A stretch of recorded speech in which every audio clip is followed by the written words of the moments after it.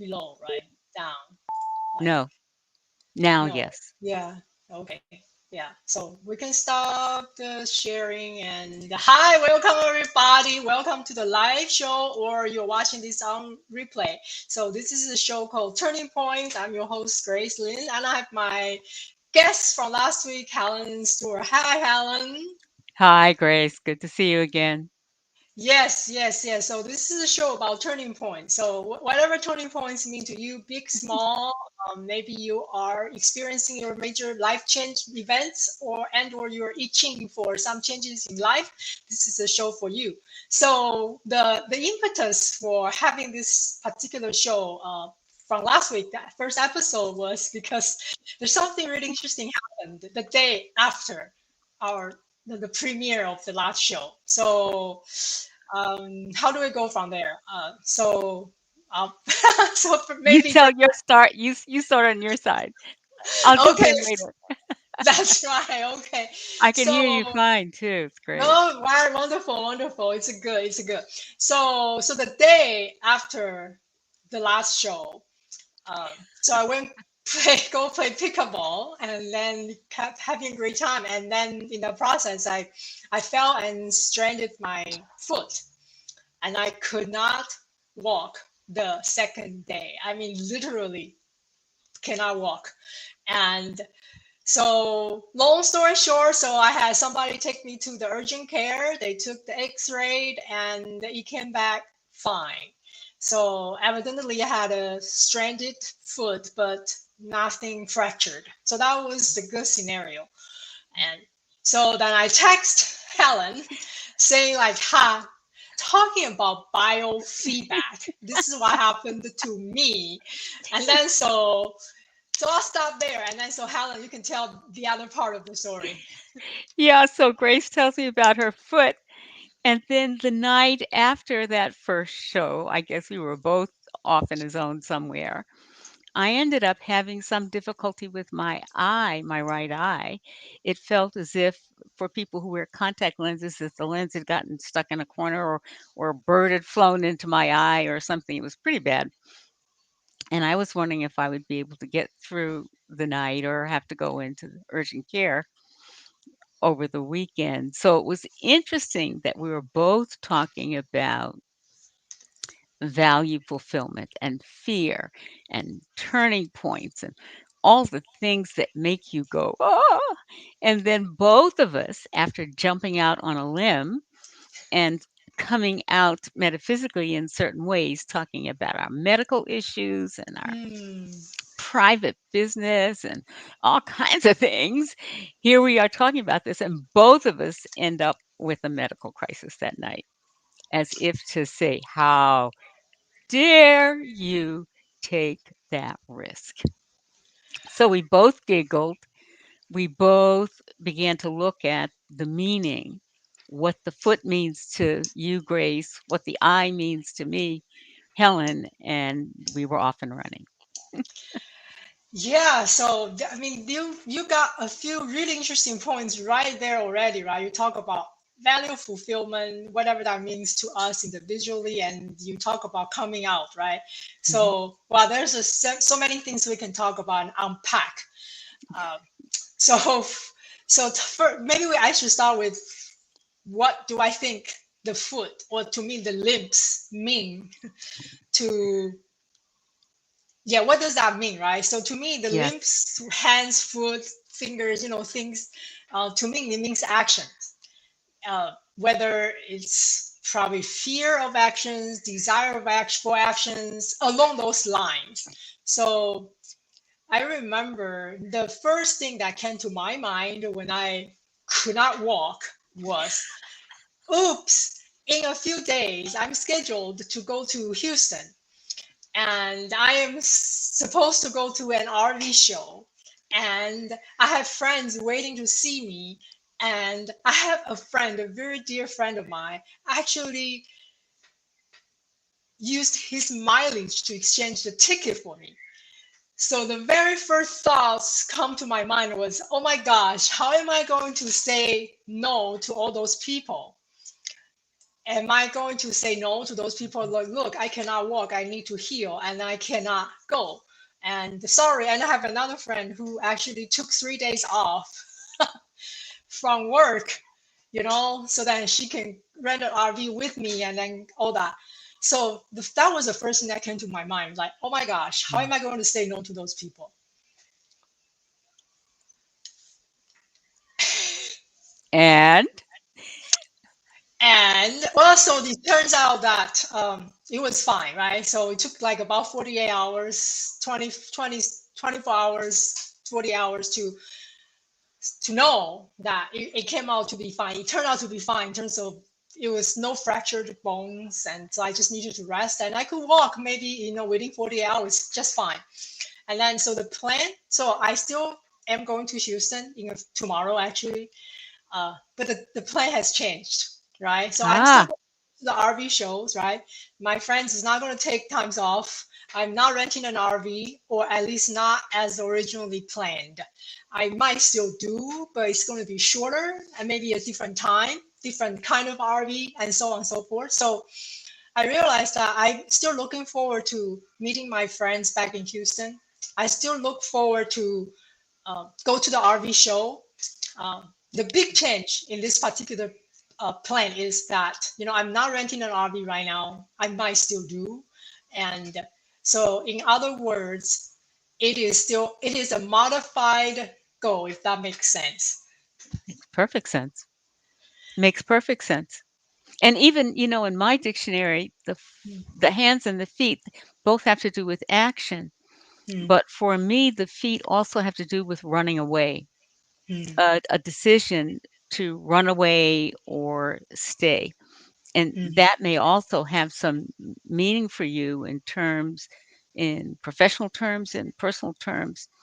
Whenever the feet start, it's like, dare I leave? Do I want to leave? Do I want to stay, but feel like I have to leave? There's always this emotional tug of war when it comes, especially to the joints, to the hands and the feet. Are you running toward? Are you running away from? That's really interesting. That's very interesting that you brought that aspect up, right? So what you just said, and then linking back to my very first reaction when I thought that I couldn't go, right, was to, how can I say this to my friends, right? So it's almost like I wanted to not go, but then the stranded foot gave me a perfect excuse to not go. Gave you choice. It gave me choice, excuse choice, right? So, and then, but I remember from our last episode, right? The choices are always there. So if that is the case, and which it is the case, then why do I need an excuse to say, sorry, but I'm not going, right? So that made me reflect.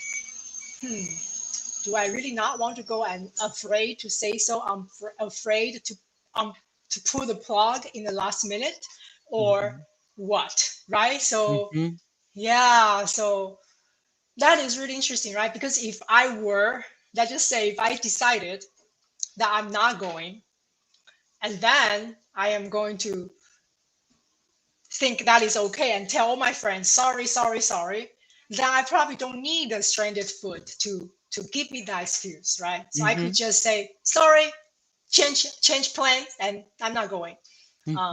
So from that aspect, I did not have the kind of courage to do so. Well, courage, even recognition that there's no judgment, that you really do have the choice, because we talked a lot last time about judgment. What will people think if I change my mind, don't go, or go? And I think I remember too from the Seth material, especially for people who work and work hard, illness is the only excuse that works in the world of work. The only reason you can safely duck out, cut out, not be at work is if you're sick. And so illness in one form or the other, sickness, something having to and because there's a sense of I couldn't help it, there's no control.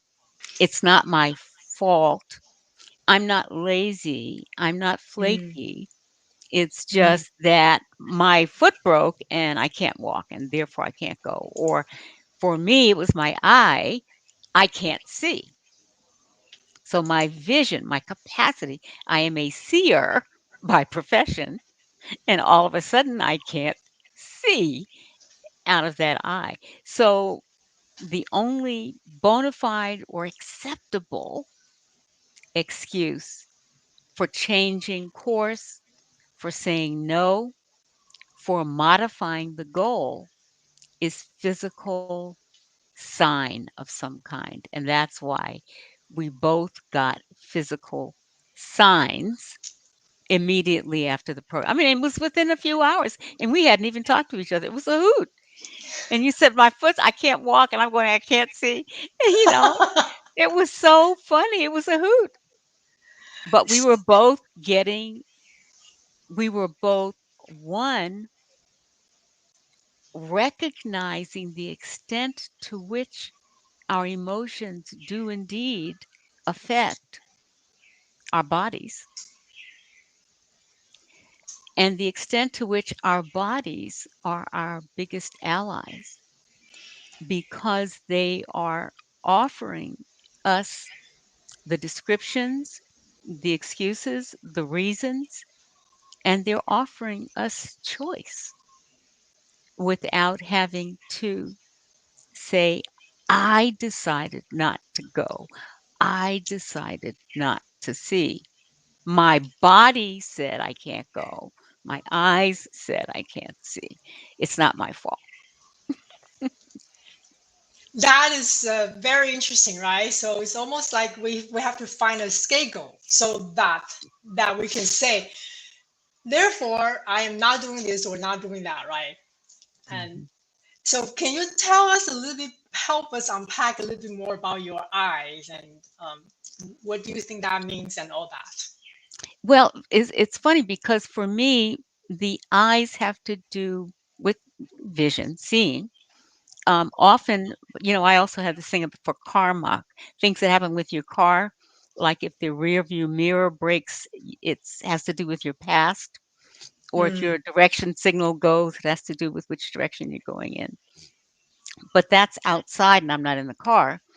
And so for me, the eyes have to do with seeing clearly, which I could not do. And then for me, I get male on one side, female on the other side. And sometimes if I get a throbbing in the eye, my physical dictionary, it's that I am observing unethical behavior on the part of someone else. I'm seeing something that I don't feel I have any authority or power to change or control. And I will have eye issues, a twitching, a throbbing, something in the eye, and then I'll get either male on one side, female on the other side. All of those things vary depending on the individual, whether you're right or left handed, what you think of as male and female. But for me, it has to do with observing unethical behavior. And I can't remember what was in the news or something. Observing unethical behavior and feeling that I was powerless to change that situation. so that's interesting. So, do you think that the timing, the timing of our um, incidents has anything to do with the first episode, or you think it's just coincidence? I don't think there are coincidences. I don't know. Come on. I have to So the ask. so the answer is yes and yes. Mm, It has to do with that, either mm, our judgment on how well or poorly it went, mm, on whether or not this is going to work for you, on whether or not I felt that I could not speak well enough because I was getting the echo the whole time. And therefore, my quote performance, my speech, and my vision were impacted because I was hearing a double stream.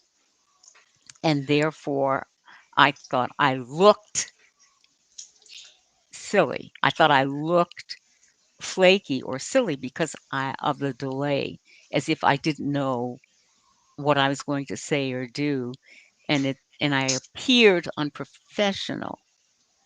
And that night, my eye gives me trouble. Wow, I hear, can I say, a lot of judgments in Oh, those. yeah. You can say. You go right ahead. Be my Wow, guest. wow, that is, there's a lot of, even can we say, like, we have certain self images and we have certain expectations, right? And That's then right. when the self image is in conflict with whatever happened, and when the expectation is not met, then there are judgments, and then the body gives us the biofeedback. It did. Boy, it kicked our butts, didn't it? Oh wow, my Our bodies were goodness. talking. Our body definitely were talking. And I want to circle back to what you said earlier about there's two other, they're all related. You talk about value fulfillment, and you talk about coming out, right? So Yes. again, I remember you were talking about, in your work, you always ask, why this, why now? Exactly. Why this, why now, right? So in terms of value fulfillment, so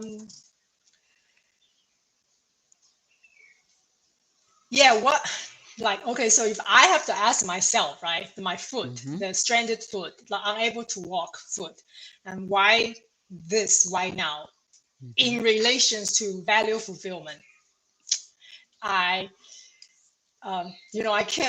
feel like it's not very obvious in terms of the feeling, but I assume that I probably am not really in touch with how I'm feeling. But I am thinking that the value fulfillment is that there's a lot of fear in me moving forward, right? The biggest thing of my current life is I don't know. Exactly. I don't know how this is going to work. I don't know if this is working. I don't know how I am moving forward. There's a lot of doubts. There's a lot of self-questioning. There's a lot of, Mm-hmm. I don't know, right? So I don't know. Scary, isn't it? it is scary, right?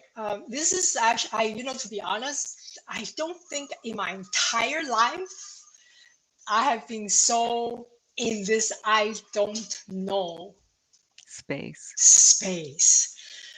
And so there's a lot of fear, right? So I have no idea if I'm doing the quote unquote the right thing, if this is what I really want, does this actually bring me joy? Am I myself in front of the camera? There's all these questions. So I think on one hand, I have this desire to give this a try, and this seems like a fun project.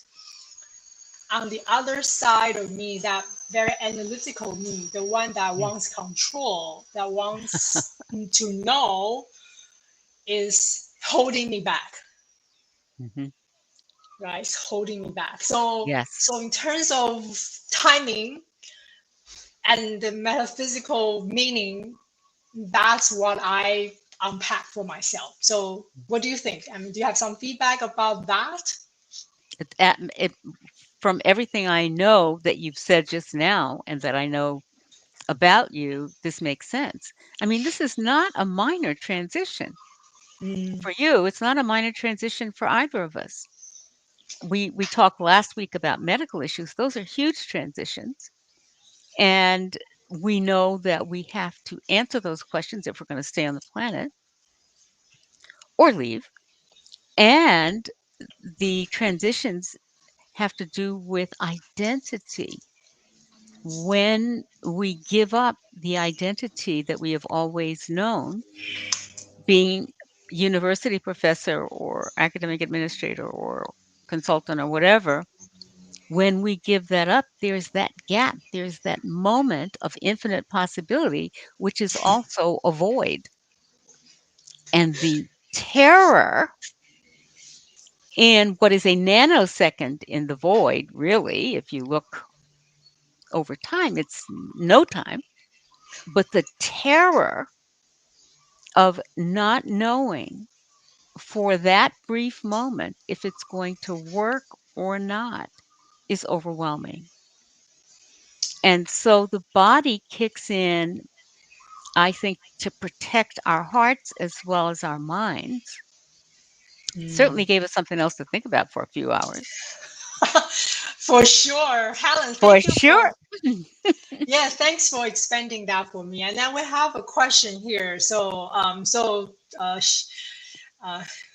Xinyi asked that last time in the last episode, I talked about I have this sort of a spontaneous wild side. So she asked me if I can connect to that and then talk about that and the current episode, right? So thank you for the question. That was a really good question. So I think that makes sense as well, right? So because there's a side of me that's wild, that's adventurous, that wanted to, just be spontaneous and then give it a try and see who cares what happens, right? And then, however, there's another side of me which I know I'm more familiar with. Let me put it that way. That I'm more familiar with. That is very calculated, and let me put up a business plan. Let me have steps, right? So let me know, let me control the variables and let me know, right? So the two are having a tug of wars, right? And so when the first episode aired, right? So I think that was the more wild, more adventurous self coming out. Yes. And I think the more by the book, Grace was like, oh, what just happened? What did you do? Let me pull you back. I'm very uncomfortable. I am like totally scared, right? So that, thank you for that question. I think that is another good way and angle to unpack this current episode, right? So definitely fear, the fear, and the fear is there, is huge, is big. And so I want to get to you, okay, Helen. So why now? Why this? In terms of your value fulfillment. Well, I noticed, and it's funny, just when you were talking now, there was another piece, a layer that I had not added to this. And when you talked about spontaneity, when I looked at the images, I realized that sometimes I can't control my facial expressions so much because I'm already in a semi-altered state. And so for me, the fear of going deep into value fulfillment would involve for me public deeper trance work, for example. And that scares the bejesus out of me. I don't want to look crazy or look all weird and have my eyes all over the place and not know what's happening. But because the work in these past years has deepened so much, it's getting harder and harder to keep the boundaries between presentable, fully framework one in the current moment rational mind and this other fuller consciousness that is always chattering at me in the background. I mean, I cannot keep these jokers quiet for a second. And so I feel like I'm always managing. I like to say that one of the best jobs I ever had was as a simultaneous interpreter. I used to do simultaneous interpreting in French for State Department, and for when I worked for the UN, and you have to hear two languages, just as you do, two languages at the same time and make sense out of them in a way that both languages are understood completely. That was good training. And so when I've moved into business intuition, I have developed a certain mastery at talking about metaphysical subjects in everyday language and business acceptable speech. The more I get into my interest in cosmology, the nature of reality, the collaborativeness that goes on, the collaboration that goes on as we co-create these daily experiences, like our foot and our eye and this broadcast, I realize that that's where my love is. I'm going to jump in there. But then the question is, will I go down that rabbit hole so far? I can't pull myself back out and look and be ordinary in the way I talk about it. So that's, I think, part of what was going on with the eyes, the vision, the seeing, and the resistance to seeing more deeply than I let on in ordinary discourse. Because, I had a very good friend who said, I don't want to hear you talking and not know who you are. I don't want any surprise guests in the house. you know, some other entity showing up and you start acting weird. And so I've always really worked especially hard to blend these realities and blend these qualities, not layers or levels, but qualities of consciousness. And now that I don't have anybody to answer to, am I free to explore those deeper layers now? And my eye told me, you're not sure. I'm not sure.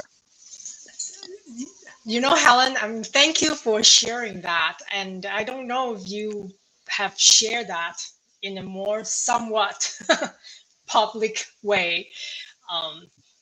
Wow, that by itself, no, right? So what coming here and talking about it, I'm sure there's a little discomfort in both of us to talk about some very sensitive and very private challenges and things that we've been struggling, right?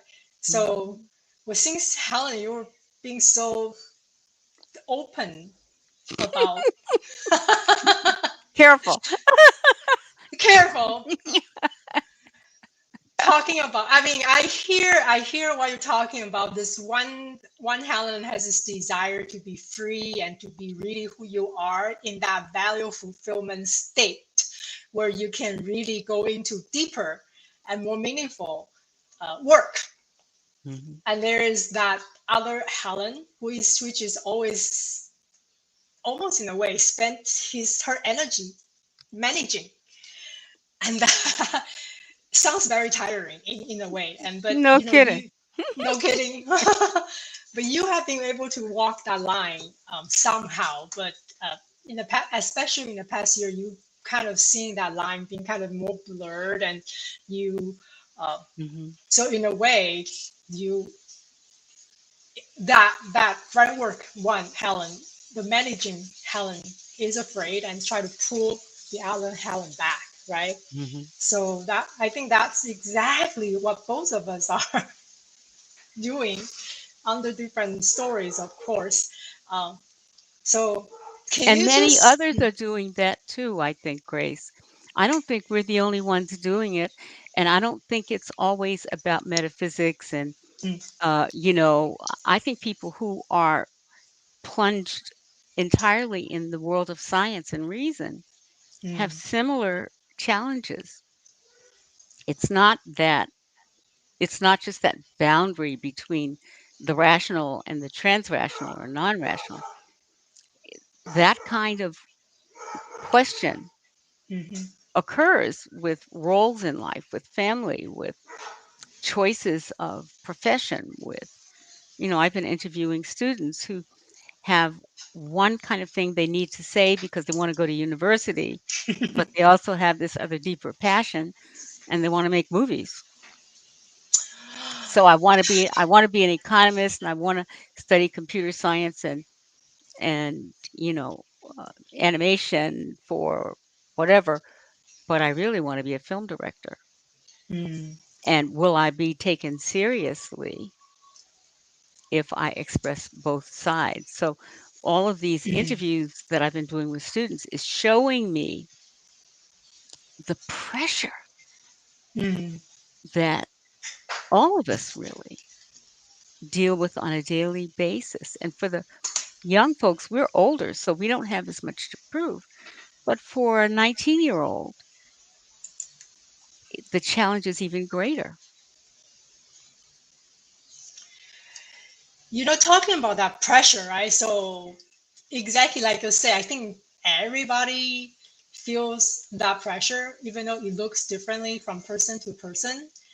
Um, I think probably from the most, I don't know what's the word, but I think everybody feels like, oh, I cannot do that because this is how would people think of me, right? So I think that's probably like the easiest level that everybody can relate to. And then the next level going after that is like, so what do we do about it, right? So like Exactly. we are aware, like, oh, I really want to do this, or I really don't want to do certain things, right? But how would people see me? And then the next thing is, so what do we do with that, right? So some people Hmm. probably are more willing to take the risk, if that's even the right expression, Hmm. um, than others, right? Others will probably just follow the books and the footsteps and do not never ever derail, right? So this Or wait is until they get to be, they say, I'll put this off until I'm 45, midlife crisis.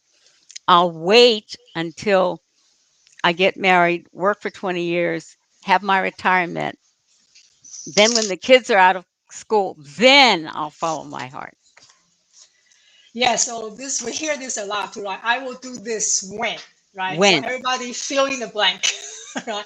I will do X when, right? So fill in the blank. So you can put that comment even if you are listening to the replay, right? So Hmm. this is so true, and there's a lot of pressure, and then sometimes I wonder. I know most people can relate, but I wonder about this. Like, where does that pressure come from? Is it from a person that you can actually identify, or are we saying that, oh, everybody? Like, but to me, like, who is everybody? It's like, no, everybody, would think that, that was wrong. But like, really? Does everybody think like that? No, it's usually you can count them on one hand. I discovered, talk about the eye, I discovered after last week that my uncle watched the show. That was before my eye went out. Yeah. And it was like, Um, oh my God. well, tell me about it. Why uncle and why, oh my God? Well, because we're really close and we don't, you know, I mean, I certainly have a different worldview.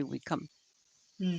We're very close family. We're really good friends and close in age, but it's like, wow, this is opening up a part of the self to who really matters. Yeah, Mm. family matters. It's like, oh wow. Helen, so can you unpack a little bit for us? So have you, like, what do you think your uncle is thinking? Because when you say, oh, wow, like, what do you think your uncle is saying? And what do you think you are saying? I don't know.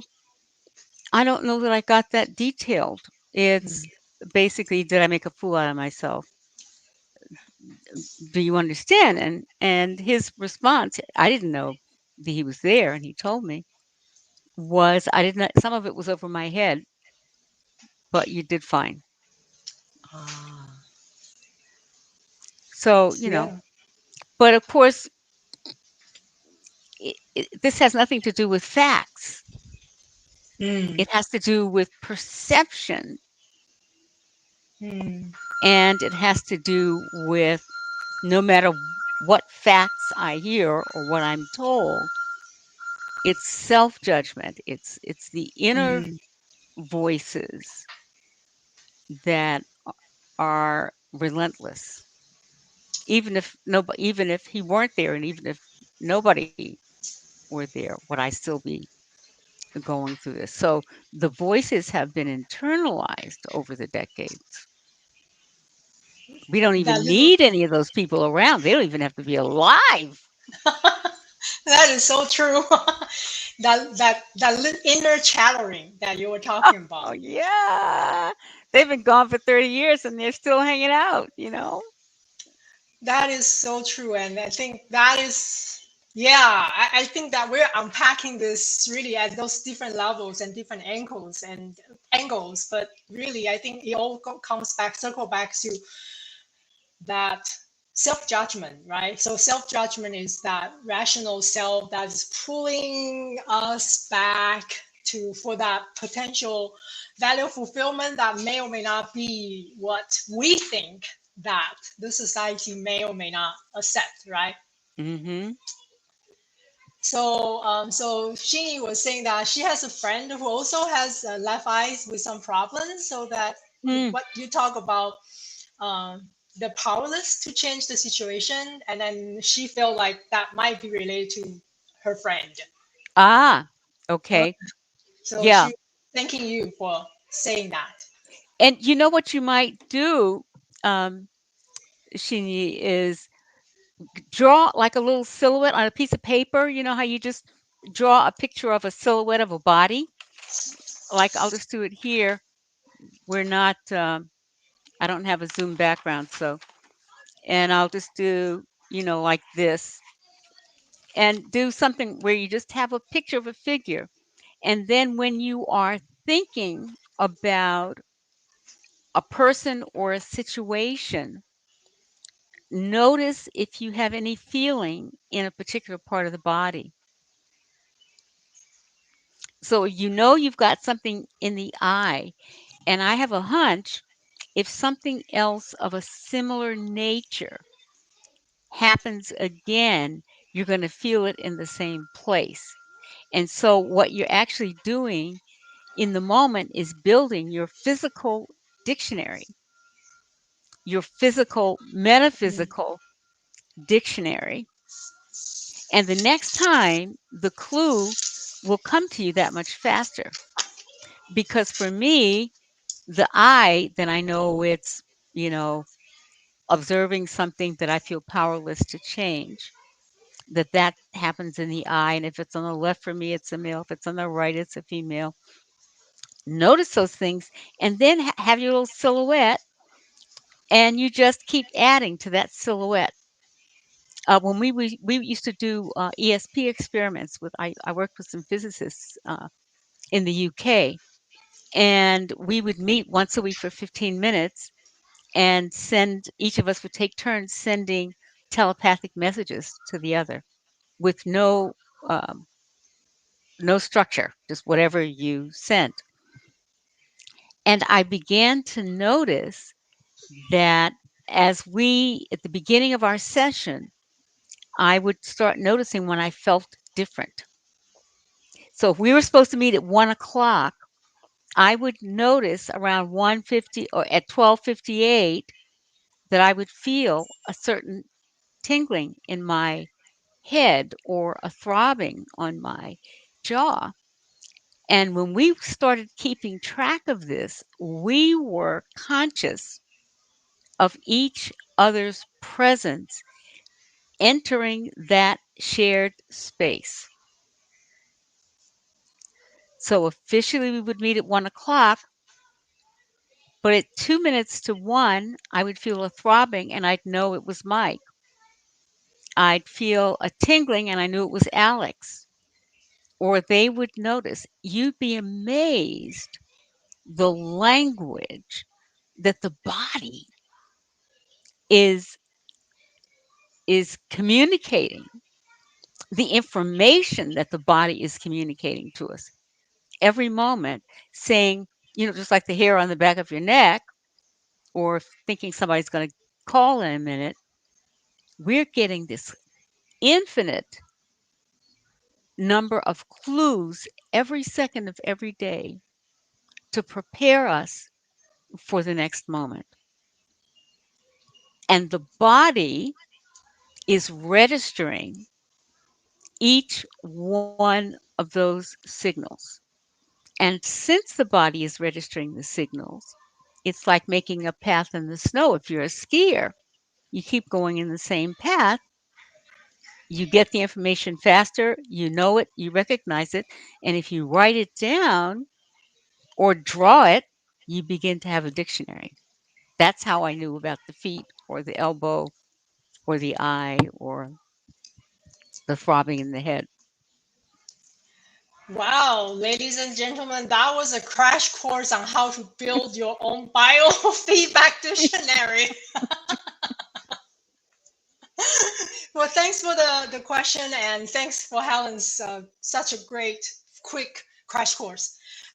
So I wanted to come back to our conversation, the last sort of aspects or ways of looking at our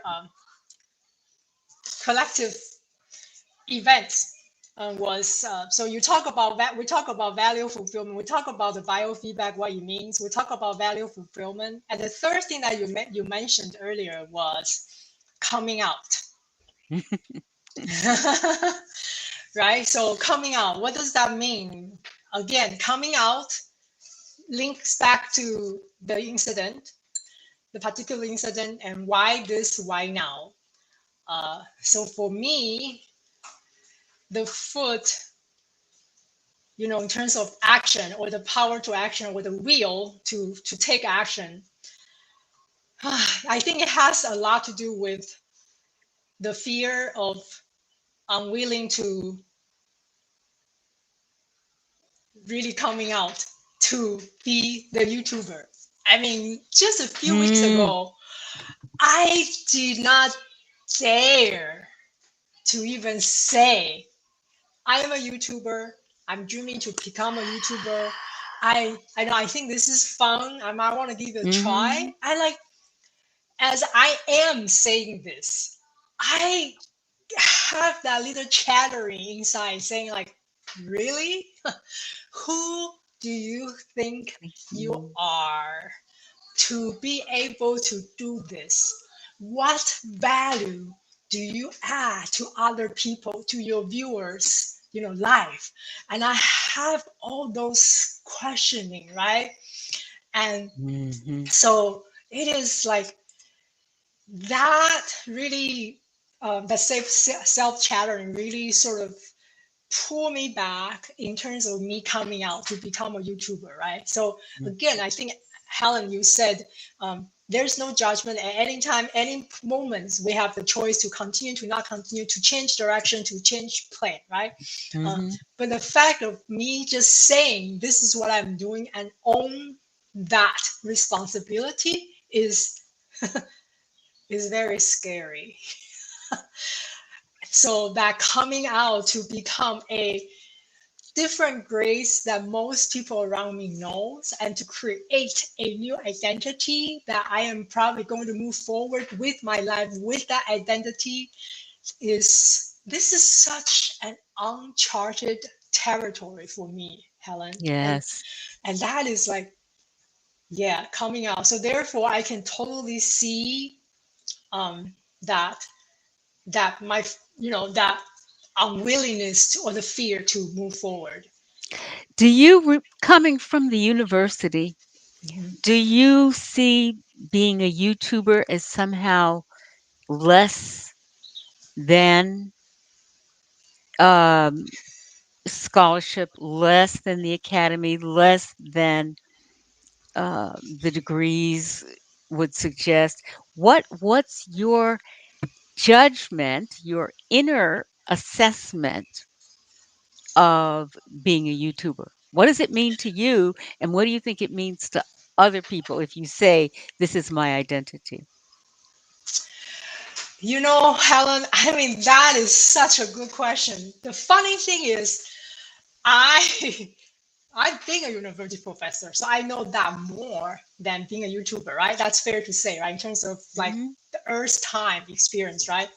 I can tell you that this YouTuber thing is harder than most people think. It is not easy. And then I think part of it is because I didn't quote unquote prepare myself for it, right? So it's not like I've done research on, how to be a YouTuber. So in terms of the Earth like academic system, I feel like I'm in kindergarten.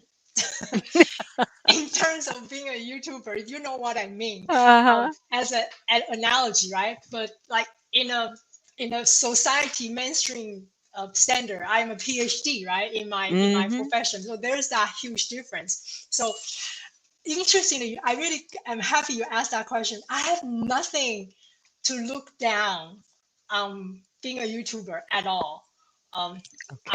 I wondered, however, if I did before. That I have to kind of unpack a little bit. But just being a YouTuber for a few weeks, there's nothing to look down on them. I mean, this is very hard. It is. If I list the skill sets, you will be amazed at how many different things I have to do to pull up that one video. Okay. Exactly. And so there's nothing. It's a tremendous. You require special talents. You require special personalities. You require special skill sets, and it's a total different ways of looking at life and looking at how a person can potentially make a living. I do have to say, however, that talking about making a living, that talk about money, right? Yeah, that I actually used to think that, I mean, who makes money out of YouTube? And that is just, it's a fantasy. And now I'm looking at that possibility more closely, and I realize that again, it requires a lot of hard work, and it's possible. That point alone has changed my view in terms of YouTubing, and my view about making money. So that is a huge change for me. It is still kind of scary. I mean, it is not. It is very scary to think in that terms, but that I have switched, like shifted. I should say I've shifted. So good for you. Yeah, so the real fear comes from my lifelong homework, quote unquote. I'm not good enough. Yeah. Like there you go. Who am I to do this? Like, why anybody wants to subscribe to my channel? Why anybody wants to listen to what I have to say, right? I mean, even by saying that makes me really sad, right? Like a person, I mean, why do I sabotage myself that way, right? This is like that tug of war, right? Like on one hand, I tell myself, like, if you are authentic, I think people relate to anybody who is authentic. Yeah. I think that's just how human beings function. So I want to be authentic. And they know, because you cannot hide, right? You can't hide. You can, yeah. So I tell myself, like, just be yourself. Look, listen to what I just said. Be yourself. But isn't that what we are trying to run away from, right? Because that rational self, like, no, you're not following the right steps, right? You are stepping out of the mainstream, right? So that is, I think, that why the so-called coming out is challenging for me. It challenges a lot of my beliefs about this lifestyle in many ways. Yes, more than I realized. And yeah. Wow. And the classroom that doesn't get you there. There's a certain amount of experience. Well, you have skills in instructional design, so you do have more going for you than some who might take this up. That's and you can't pretend that element is not present, because it is. You have technological skills, and you have teaching skills, and you have an orientation, and can be an early adopter of some things too, which other people don't have. So those are things that live in both worlds. You're not jumping from one planet entirely to another. Definitely, right? There are things going for me, right? Like going live, for example, it'd probably be a lot harder for probably average people. I don't know, right? But for me, it is not as hard, right? I'm used to talking, and I love talking, by the way, can you tell? And so so there are things that are going for me, right? So I think this is, like I said, like, if Hollywood is going to, or the big network is going to put out a show, they put out a pilot to test the water, right? So this is our pilot. Yeah, like that, we're putting out this to see, what's the audience reactions, right? What is our personal reflections? How I'm trying to find my style, right? Your voice. My voice, my style, what is going for me, right? So that's why this is very exciting for those perspectives, right? So this is experiment, and so we're doing this, so we're trying this out, and therefore I need to give myself a pat in the back, right? Like, good job, you're doing this. You're treading waters, and that's where you're supposed to be. So in that way, I think. Thank you. So, so how about you, Helen? I think we have a little time before it's top of the hour. So in terms of coming out, and why now, why this, with your eyesight, what's your reflection? Well, I mean, I certainly have had moments over the past several years of asking, why this, why now, what next? I parented a grandchild who, and the first time I got sick was shortly after she got engaged. It's like, oh, is there a connection? Why this? Why now? There's nobody left to take care of. The caregiving is gone. The kid is grown. The dog has died. What are you going to do with your life? Surprising that all of a sudden I get a medical diagnosis. And I laugh sometimes. It's like, how many closets do you have to come out of? Because you've got the political closets and the spiritual closets, religious, coming from a very structured religious background, coming out of that and being more broadly spiritual, coming out as gay, coming out as metaphysical, coming out as you name it, as a channel or as someone who's even farther, coming out as a business intuitive. These were all huge moments, and they were all coming out moments, because if you survive in that time, your skill is compartmentalizing. And I remember the turning point for me was several years ago now when I said I will only have one resume. I used to have two separate resumes, two CVs. And I said, and then I would always tuck some little secret code into each one. I can talk about metaphysics, and the academic side gives me credibility. If I talk about academics, the metaphysical side does not give me credibility. It takes away from it, even though I know better. And so that was before even these big moments of saying, from this moment on, I will have one story. I will have one identity.